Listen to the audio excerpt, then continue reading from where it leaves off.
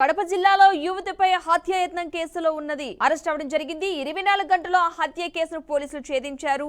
కొలియప్పను పోలీసులు కస్టడీకి తీసుకున్నారు. ఇతను పులివెందుల జిల్లా కొత్తపల్లికి చెందినట్లుగా పోలీసులు గుర్తించారు. అదే గ్రామానికి చెందిన షర్మిలను తన ప్రేమను తిరస్కరించడంతో కత్తితో పొడిచాడు. మీడియా సమావేశంలో ఎస్పీ విద్యాసాగర్ నిందితుని వివరాలు తెలిపారు.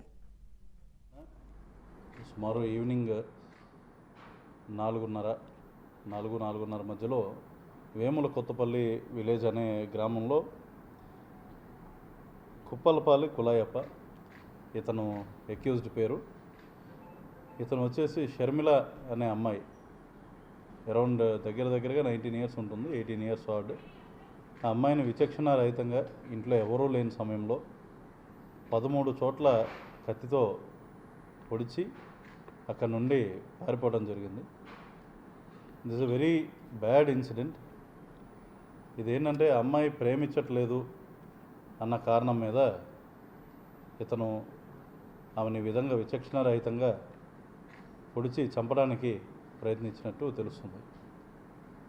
ఇతన్ని ఇన్సిడెంట్ జరిగిన వితిన్ 24 అవర్స్ మేము పట్టుకోగలిగాం through our local liaison information ఇది పెట్టుకుని ఎస్డిపిఓ పులివెందుల అండ్ సిఐ గారు అండ్ ఆల్సో ఎస్ఐస్ మా ఆర్కే వ్యాలీ ఇన్స్పెక్టర్ గారి దగ్గర ఉన్న team and also SDPO Pulivendula గారి చొరవతో ఇది ఇమీడియట్గా వితిన్ 24 అవర్స్ ఈ కేసుని క్రాక్ చేయడం జరిగింది.